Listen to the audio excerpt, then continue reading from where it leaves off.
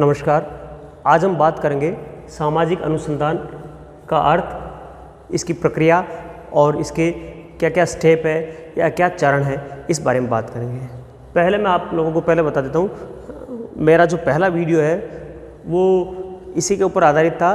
उसमें हमने बताया था कि विज्ञान किसे कहते हैं, वो हमने वहाँ से शुरुआत की थी। जैसा कि मैंने पहले बताया था कि जो सामाजिक अनुसंधान का पेपर है मूल रूप से सबसे कठिन पेपर कहा जा सकता, मगर सबसे अधिक नंबर लाने वाला पेपर भी यही है और गणित की तरह है। अगर आपको सीधी एक बार में समझ में आ गया तो बहुत अच्छी तरह समझ में आ जाएगा। तो मेरी कोशिश हमेशा ये रहती है कि आप लोगों को उदाहरण के द्वारा समझाऊं और इस तरह से समझाऊं कि आपको हमेशा के लिए वो चीज़ें याद रह जाए। तो अब हम ज़्यादा देर नहीं करते हुए इस विषय के ऊपर सीधे आते हैं। जैसा कि मैंने बताया, सामाजिक अनुसंधान का अर्थ, प्रक्रिया एवं चरण।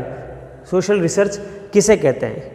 मनुष्य मूल रूप से एक जिज्ञासु प्राणी रहा है। शुरुआत से जब प्रकृति की शुरुआत हुई थी और जब मनुष्य धरती पर आया तब से ही उसकी प्रवृत्ति रही है चीज़ों को जानने के बारे में, उत्सुकता रही है।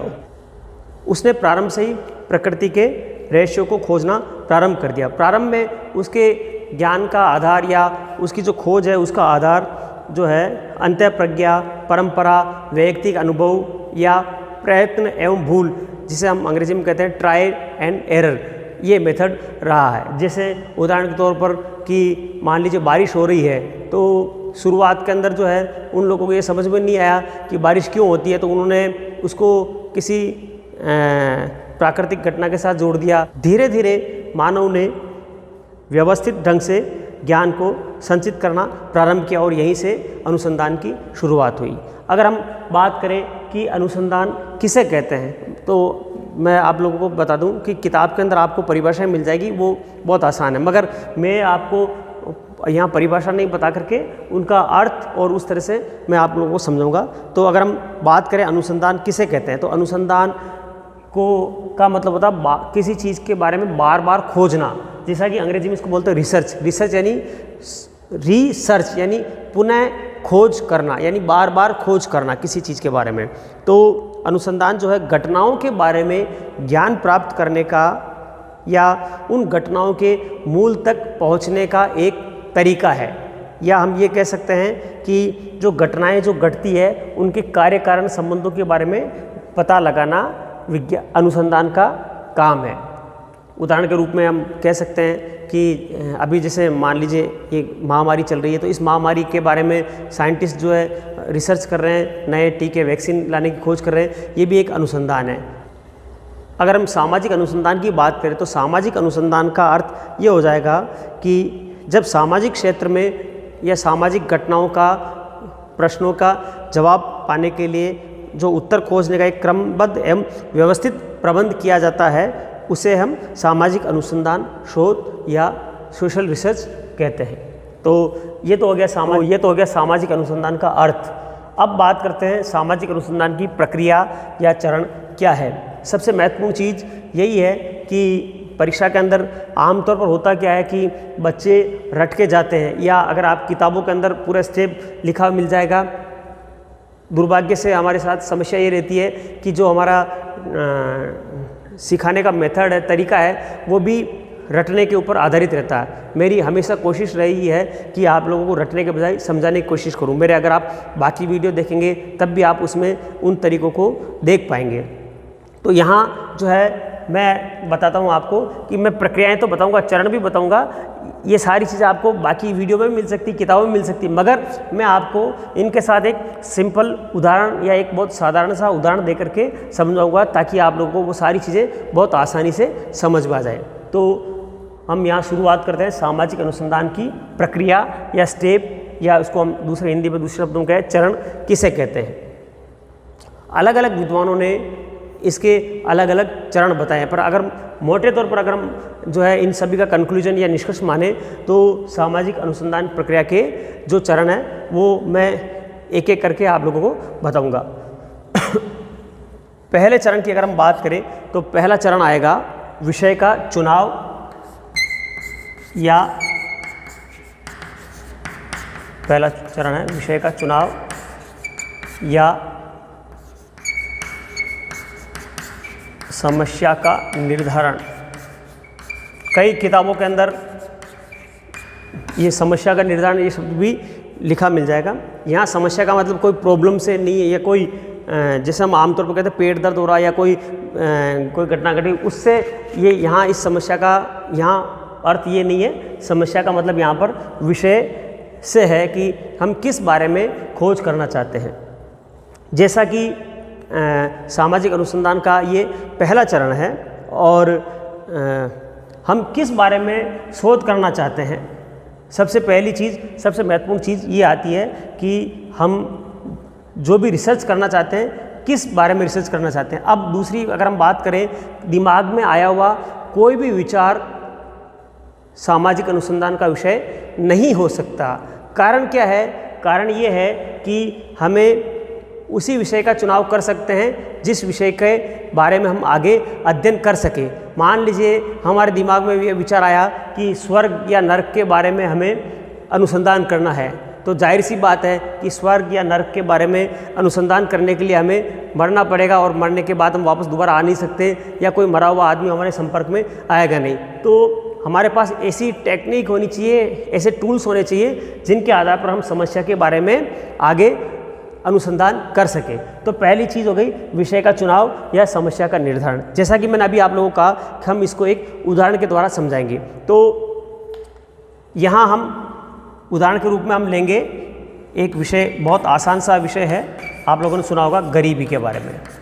तो समस्या या विषय क्या हुआ हमारा? गरीबी। यानी हम गरीबी के बारे में अनुसंधान करेंगे। पहली चीज़ ये हो गई विषय का चुनाव। अब यहाँ पर इसके अंदर बात करें तो हमारा विषय ऐसा होना चाहिए जिसके बारे में अध्ययन के लिए हमारे पास आवश्यक साधन या तथ्य उपलब्ध हो।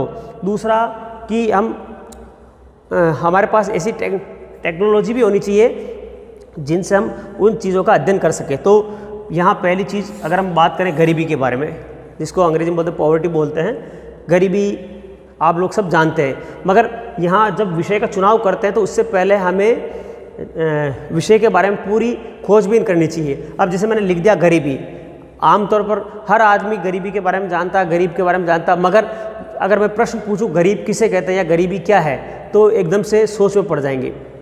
कारण ये है कि जो अनुसंधान होता है उसके अंदर एक विषय के बारे में या कोई भी चीज़ होती है उसके बारे में सुस्पष्ट अवधारणा या परिभाषाएं होनी चाहिए, हमारे पास पूरा क्लियर होना चाहिए। अब जैसे मान लीजिए गरीबी की बात करें तो मान लीजिए मैं कह दूँ मेरे पास हेलीकॉप्टर नहीं इसलिए मैं गरीब हूँ, तो क्या मैं गरीब हो जाऊँगा?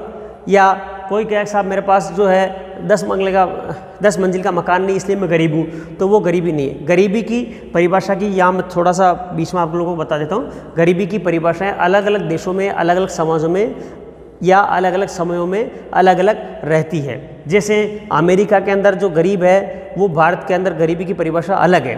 अमेरिका के अंदर अगर भारतीय मुद्रा के रूप में बात करें तो 10 लाख रुपए सालाना कमाने वाला, 10 लाख से कम कमाने वाला व्यक्ति गरीब है। जबकि भारत के अंदर गरीबी का पैमाना ये नहीं है। भारत के अंदर गरीबी का पैमाना बहुत साधारण सा है, इसमें कैलोरी से माना गया है। तो अगर अमेरिका का पैमाना यहाँ लागू करें तो यहाँ 99% लोग गरीब हो जाएंगे जिनकी सालाना आय 10 लाख नहीं है। तो गरीबी की अब हम यहाँ हमने विषय का चुनाव कर लिया गरीबी, ठीक है। अब हम दूसरे चरण की बात करते हैं। पहला चरण हो गया सामाजिक अनुसंधान का विषय का चुनाव। ये बहुत आसान सी चीज़ है, इनको अगर आप उदाहरण के द्वारा समझोगे, जैसे मैंने बताया विषय का चुनाव हो गया, पहला हमने गरीबी चुन लिया। इसके अलावा आप दूसरा भी चुन सकते हैं, गरीबी के अलावा भ्रष्टाचार, बेरोजगारी, जो भी आप चाहें उन चीज़ों को, या और भी जो दिमाग में आ रहा हो जिनके बारे में अनुसंधान कर सकते हो। जाति हुई या समाज की कोई भी और अन्य चीज़ों के बारे में हम अनुसंधान कर सकते हैं। ये हो गया, ये मैं मिटा रहा हूँ। दूसरा जो चरण आएगा हमारा वो है प्राकल्पना का निर्माण। जो दूसरा चरण है वो है प्राकल्पना का निर्माण।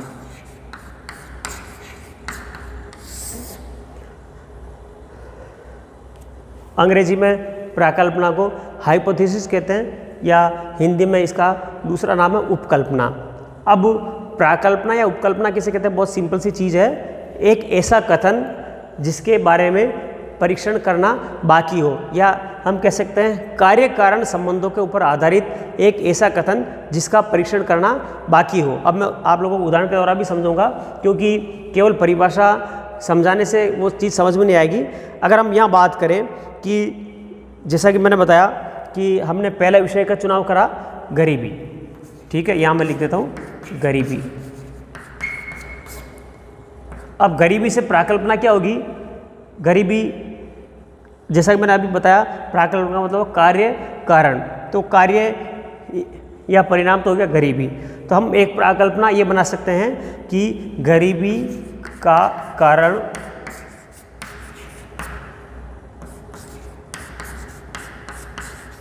बेरोजगारी है। ये कथन क्या हुआ? कार्य कारण संबंधों पर आधारित एक कथन। कार्य हो गया गरीबी, कारण क्या हो गया? बेरोजगारी। ये हमने एक माना, तो एक हम अनुसंधान से पहले हम एक आइडिया लगाते हैं, एक जो है मोटे तौर पर अनुमान लगाते हैं, उसको हम प्राकल्पना कहते हैं। और ये अनुमान हम केवल अनुसंधान के लिए ही नहीं लगाते, आम जीवन में भी लगाते हैं। मान लीजिए जैसे आपकी गाड़ी की चाबी खो गई है, तो चाबी आप कहाँ ढूंढेंगे? पहले आप सोचेंगे, आइडिया लगाएंगे कि मेरी चाबी जो है, मैं बाज़ार में गया और इन 5 दुकानों पर गया, तो हो सकता है इन 5 दुकानों में से कहीं किसी एक जगह पर मेरी चाबी रह गई हो। तो ये क्या हो? ये भी एक अनुमान है।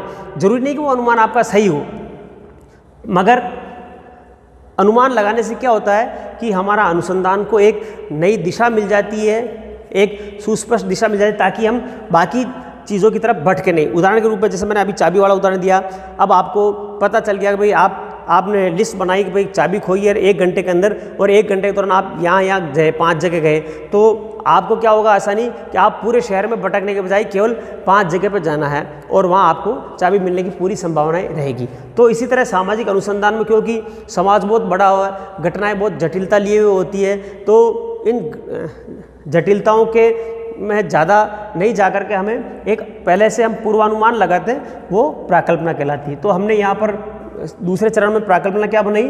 गरीबी का कारण बेरोजगारी है। अब प्राकल्पना में, जैसा कि मैंने आप लोगों को पहले बताया कि हमें जो भी शब्दों को हम चयन करते हैं, उनकी परिभाषाएं सुस्पष्ट होनी चाहिए। जैसे गरीबी के बारे में हुई, दूसरा बेरोजगारी किसे कहते हैं, इसकी भी परिभाषा सुस्पष्ट होनी चाहिए। हमें एक हमारे दिमाग में एक आइडिया होना चाहिए कि हम किसे बेरोजगार कहते हैं या बेरोजगारी क्या है। तो इस आधार पर हमारा अनुसंधान का आगे का चरण प्रारंभ होगा। तो पहला चरण हो गया विषय का चुनाव, दूसरा चरण हो गया प्राकल्पना का निर्माण। अब हम तीसरे चरण की बात करेंगे। तीसरा चरण है अध्ययन क्षेत्र का निर्धारण।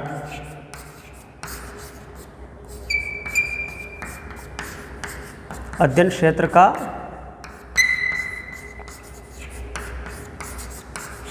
निर्धारण। बहुत सीधी सी बात है कि हम जो अनुसंधान करेंगे, अध्ययन करेंगे, वो अध्ययन कहाँ करेंगे? अब जैसे कि अगर हम बात करें, हमने हमारी जो प्राकल्पना बनाई है वो है गरीबी का कारण बेरोजगारी होता है। अब अगर हम इसके बारे में बात करें, प्राकल्पना तो बन गई, मगर जब तक हमने एक दिशा भी हो गई हमारी, मगर अब हम इस चीज़ के बारे में खोज कहाँ करेंगे? पूरी दुनिया में या किसी देश में या किसी मोहल्ले में? तो ये हमें पहले तय करना पड़ेगा। अगर हम बात करें पूरी दुनिया में, जापान से लेकर अमेरिका तक, इधर रूस से लेकर ऑस्ट्रेलिया तक, हर जगह बेरोजगारी और गरीबी पाई जाती है। तो अगर हम इन सभी चीज़ों, सब जगह जा कर के अध्ययन करें, तो हमें उसके लिए कई जन्म लेने पड़ेंगे। तो इसका सबसे आसान सा तरीका क्या है कि हमें एक छोटा सा अध्ययन क्षेत्र का एक निर्धारण करना पड़ता है। अब क्यों करते हैं और क्या उस अध्ययन क्षेत्र के निर्धारण से हमारा जो है रिजल्ट होगा वो बिल्कुल सही होगा क्या? तो इसका जवाब ये है कि अगर आपने देखा होगा रसोई में जब, या अगर आप लड़की है तो खाना बनाती है, या आप लड़का है तब भी आप लोगों को पता होगा कि रसोई में जब आपकी माँ, बहन या कोई भी अगर आप लोगों ने भी कोई भी खाना बनाया हो तो चावल पकाते हैं। एक छोटा सा उदाहरण दे रहा हूँ, चावल पकाते हैं तो जो चावल की जो हांडी होती है या जो चावल का जो बर्तन होता है पकने वाला, उसमें से हमें कैसे पता चलता है कि चावल पक गया या नहीं पका? तो हम उसमें से एक छोटा सा दाना निकाल करके टेस्ट करते हैं। तो वो जो टेस्टिंग है वो बाकी के ऊपर भी लागू होती है। तो हम इसी तरह जो है अध्ययन क्षेत्र हम एक छोटा सा बनाते हैं और उस वहाँ का जो रिजल्ट है वो सभी के ऊपर लागू माने जाते हैं। तो हम एक अध्ययन क्षेत्र का बनाते, एक एरिया तय करते हैं ताकि कि, और दूसरा कि अध्ययन क्षेत्र भी न तो इतना छोटा होना चाहिए कि एक घर जितना बना लिया, वो भी गलत है, और इतना बड़ा भी नहीं होना चाहिए कि हम वहाँ अनुसंधान करने में हमारी पूरी ज़िंदगी निकल जाए। तो एक मध्यम मार्ग अपना करके एक अध्ययन क्षेत्र का निर्धारण करते हैं। मान लीजिए जैसे हम राजस्थान में रहते हैं, चित्तौड़ में रहते हैं, तो मान लीजिए हमें अध्ययन क्षेत्र हमारा क्या हो जाएगा, चित्तौड़ शहर। चित्तौड़ शहर के अंदर भी हमें, क्योंकि ये भी शहर बहुत बड़ा हो सकता है, तो यहाँ की एक पर्टिकुलर बस्ती को हम उदाहरण के रूप में ले सकते हैं। मान लीजिए कोई पर्टिकुलर मोहल्ला हो गया किसी भी शहर का, तो वो हमारा अध्ययन क्षेत्र हो गया। अब हमारे पास 3 चीज़ें हो गई, पहली समस्या का चुनाव हो गया, दूसरी प्राकल्पना हो गई, तीसरा हमें एक अध्ययन का एक एरिया मिल गया। अब इसके बाद क्या होगा, हमारा काम बहुत ज़्यादा आसान हो गया। मेरे ख्याल से यहाँ तक सारी चीज़ें आपको समझ में आ गई। अब हम आएंगे चौथे चरण पर। चौथा चरण है अध्ययन प्रविधियों का निर्धारण एवं परीक्षण। प्रविधियाँ या जिसको हम अंग्रेजी में बोलते हैं टूल्स, यानी कि हम जो अनुसंधान कर रहे हैं, अध्ययन कर रहे हैं, वो किन साधनों से या किन तरीकों के द्वारा हम अध्ययन करेंगे। तो दूसरा कि जो हम अध्ययन कर रहे हैं उनके लिए हमें कुछ जो सामग्री है या तथ्य है। पहली चीज़ तो मैं बता देता हूँ कि सामाजिक अनुसंधान में तथ्यों का बहुत महत्व होता है। यानी तथ्य का मतलब सूचना। हम सिंपल सी बात अगर करें तो ज़्यादा कन्फ्यूजन होने की ज़रूरत नहीं। तथ्य का मतलब होता है सूचना, आंकड़े जिसको हम बोलते हैं। तो तथ्य 2 तरह के होते हैं, एक होता है प्राथमिक, दूसरा होता है द्वितीयक। ये मैं अगले एक वीडियो में बताऊंगा, मगर मोटे तौर पर अभी बता देता हूँ। प्राथमिक तथ्य का मतलब ये है कि अगर आदमी खुद जाकर के जो है किसी मोहल्ले में जाकर के कोई तथ्य इकट्ठा करता है, जैसे हमारा उदाहरण है गरीबी का कारण बेरोजगारी है। अब मान लीजिए आपने प्राकल्पना बना ली और उसके बाद आप किसी मोहल्ले में जाकर के सर्वे करते हैं, अनुसंधान करते हैं और वहाँ उनकी एक जो है आंकड़े प्राप्त करते हैं, सूचनाएं प्राप्त करते हैं, तो वो हो गई आपकी प्राथमिक सूचनाएं। दूसरा है द्वितीयक सूचनाएं। सरकार भी अलग अलग समय पर जनगणना केयर इनके द्वारा आंकड़े इकट्ठा करती है। तो उन आंकड़ों को अगर हम अपने काम में लेते हैं तो वो सेकेंडरी या द्वितीयक तथ्य कहलाते हैं। तो अध्ययन प्रविधियाँ, जैसे कि मैंने बताया कि तथ्य जरूरी है और तथ्यों का प्राप्त करने के लिए कौन कौन से तरीके हैं। तो तथ्यों को प्राप्त करने के बहुत सारे तरीके हैं। उनमें पहला है प्रश्नावली है, दूसरा अनुसूची है, इसको बोलते हैं अंग्रेजी में क्वेश्चनरी, अनुसूची को शेड्यूल बोलते हैं। तीसरा अवलोकन, ऑब्जर्वेशन बोलते हैं इसको। चौथा है साक्षात्कार। इसके अलावा भी और भी टूल है मगर इंटरव्यू, मगर ये महत्वपूर्ण चीज़ें हैं।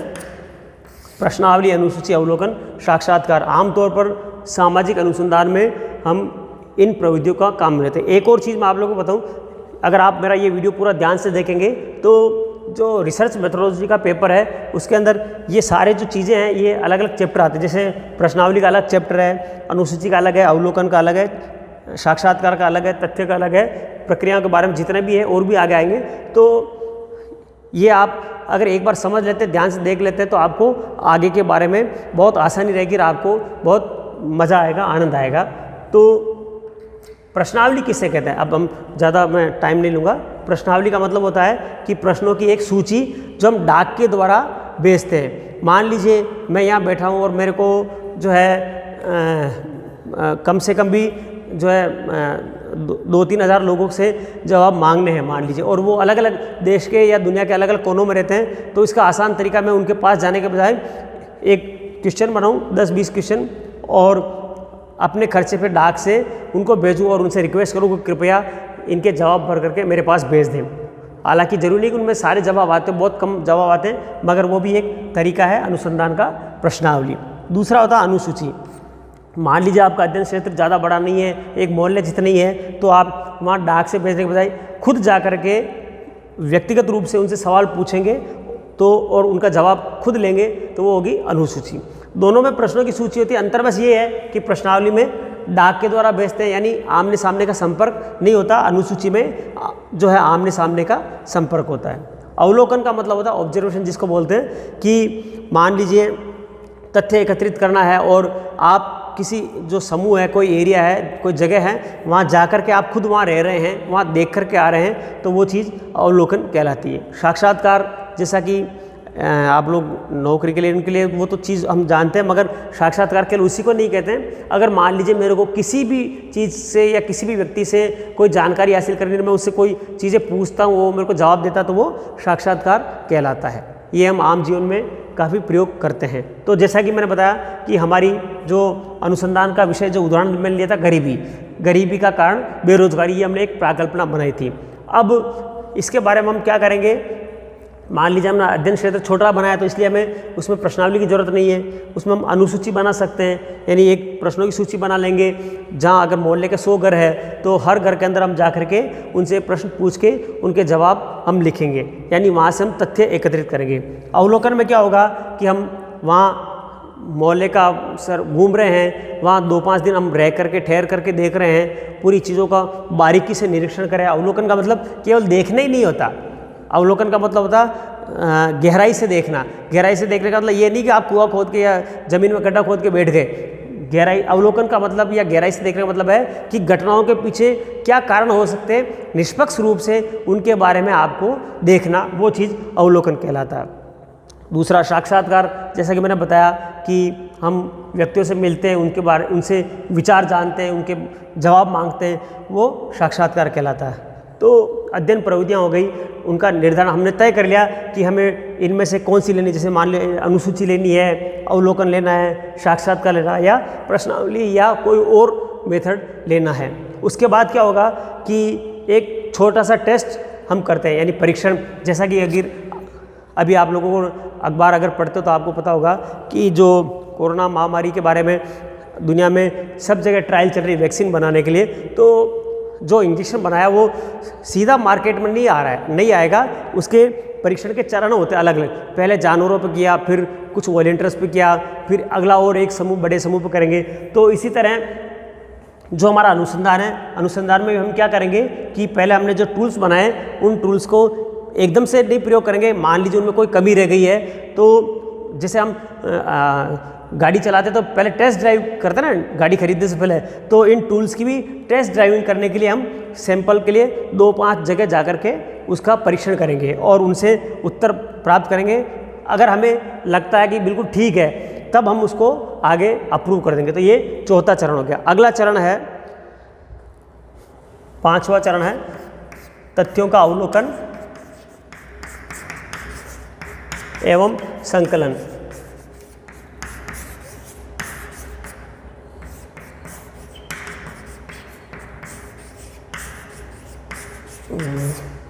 तथ्यों का अवलोकन एवं संकलन की बात, जैसा कि मैंने अभी चौथे चरण में बताया था, अवलोकन के बारे में मैंने बता दिया।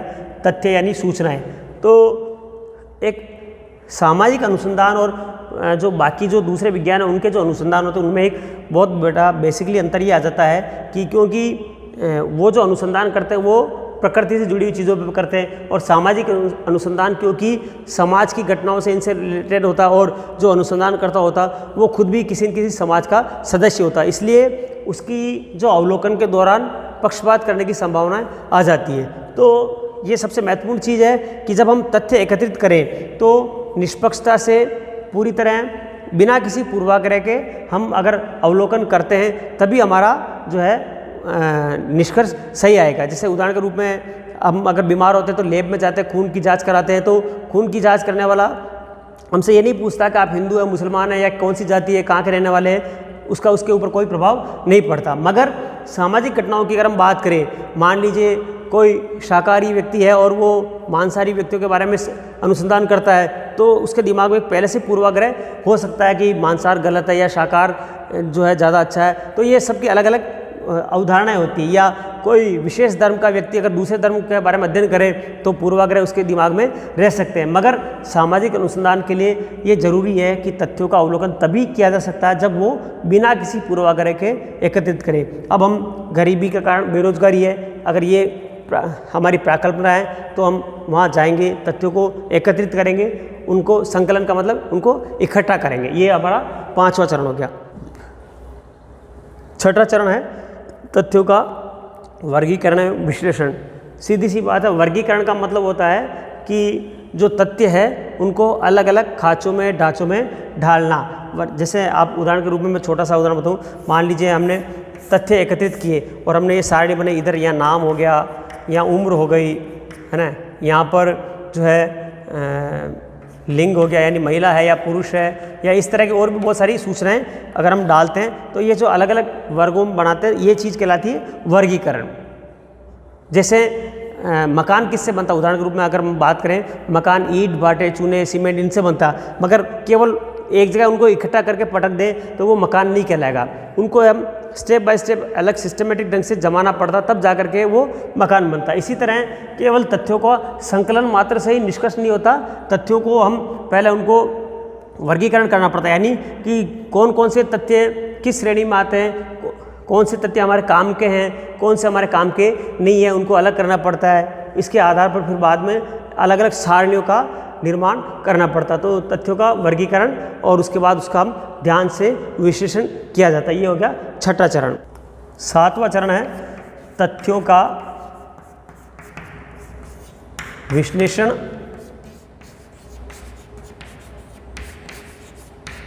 तथ्यों का विश्लेषण एवं विवेचन या और विवेचन,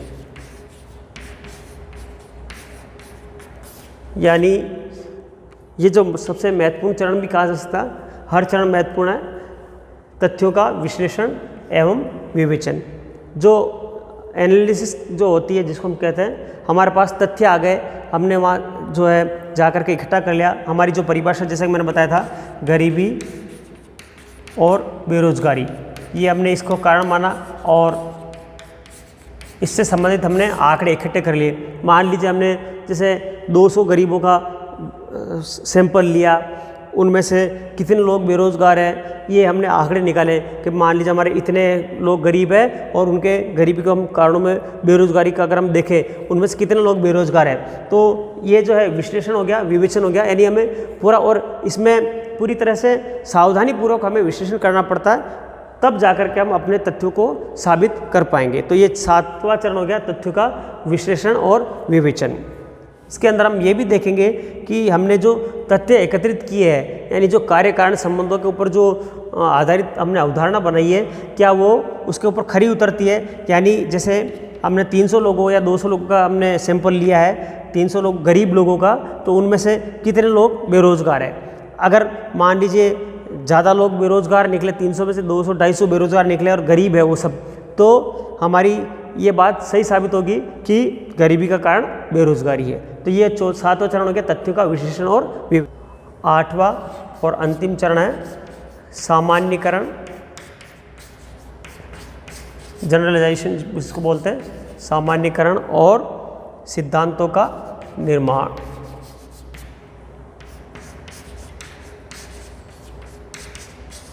और सिद्धांतों का निर्माण, ये इसका आखिरी तथा सबसे महत्वपूर्ण चरण कहा जा सकता है। जैसा कि मैंने अभी बताया, जो 7 चरण थे, उन सभी चरणों के बाद ये आया सामान्यीकरण यानी जनरलाइजेशन। हमने सारे तथ्य एकत्रित कर लिए, उसके बाद क्या हुआ कि हमने उनका विवेचन, वर्गीकरण कर लिया और अंत में हम कार्य कारण संबंधों के आधार पर एक निष्कर्ष निकालेंगे। निष्कर्ष ऐसा होना चाहिए जो सुस्पष्ट हो। इसके साथ ही हमारा निष्कर्ष ऐसा होना चाहिए जिसका परीक्षण बाद में भी किया जाए तो वो निष्कर्ष सही साबित हो, तभी जाकर के हम उस जो हमारी जो उपकल्पना उसको हम सिद्धांत बना सकते हैं। अब मान लीजिए हमने जो, जैसा कि मैंने बताया, हमने एक उपकल्पना बनाई थी, गरीबी का कारण बेरोजगारी होता है। अगर हमने जो सर्वे किया 250-300 गरीबों का, उनमें से ज़्यादातर या 80% 90% बेरोजगार निकले जो गरीब है, तो इसका मतलब हमारी जो उपकल्पना वो सही साबित हुई। तो वो अगर बार बार सही साबित होती है तो वो सिद्धांत बन जाती है। उदाहरण के रूप में दुर्खीम की अगर हम बात करें, समाजशास्त्र के जो है महत्वपूर्ण, हम ये कह सकते हैं फाउंडर कह सकते हैं उनको, शुरुआत के प्रारंभिक समाजशास्त्रियों में से बहुत बड़ा नाम है। उन्होंने एक आत्महत्या का सिद्धांत दिया था। तो उन्होंने यूरोप में जो आत्महत्या घटनाएं उन सभी का गहराई से अध्ययन किया। उसके बाद उन्होंने एक सिद्धांत बनाया और वो आज लगभग 100-150 साल बाद भी वो सिद्धांत उनका सर्वमान्य सिद्धांत कह सकते हैं हम। तो ये 8वां चरण हो गया, सामान्यीकरण और सिद्धांतों का निर्माण। तो ऐसे होने चाहिए जिनकी समय के साथ वापस पुनः परीक्षा की जा सकती हो और वैज्ञानिक दृष्टिकोण उसके अंदर पूरा बनाए रखना आवश्यक होता। तो आज के अगर एपिसोड की अगर हम बात करें तो इसके अंदर मैंने बताया, वापस 1 मिनट के अंदर समरी बता रहा हूँ। सामाजिक अनुसंधान का अर्थ मैंने बता दिया, घटनाओं की बारे में गहराई से या घटनाओं के पीछे क्या कारण है, उन कारणों की खोज करना सामाजिक अनुसंधान कहलाता है। उसके चरण प्रक्रिया की अगर हम बात करें तो मैंने कुल 8 चरण बताए थे। पहला चरण मैंने बताया था आप लोगों को कि कुल 8 चरण मैंने बताए थे। पहला चरण समस्या का या विषय का चुनाव, दूसरा आपका प्राकल्पना का निर्माण था, तीसरा था अध्ययन क्षेत्र का निर्धारण, चौथा था उपलब्ध प्रविधियों का निर्धारण, अध्ययन प्रविधियों का निर्धारण और परीक्षण, पांचवा मैंने बताया था तथ्यों का अवलोकन एवं संकलन, सातवां मैंने बताया था तथ्यों का विश्लेषण और विवेचन, और आठवां सामान्यीकरण और सिद्धांतों का निर्माण। तो मेरे ख्याल से आप जो है उदाहरण के द्वारा इन चीज़ों को अच्छी तरह समझ गए होंगे। अगर आपको ये वीडियो पसंद आया और आप इसको वाकई में अच्छी तरह समझ गए तो निश्चित रूप से इसको कमेंट बॉक्स में कमेंट ज़रूर करें, साथ ही अपने दोस्तों को भेजें, समाजशास्त्र के विद्यार्थियों को भेजें, ताकि मैं और अधिक से अधिक वीडियो बनाऊं और आप सभी को इसका फ़ायदा पहुंचे। धन्यवाद। जय हिंद।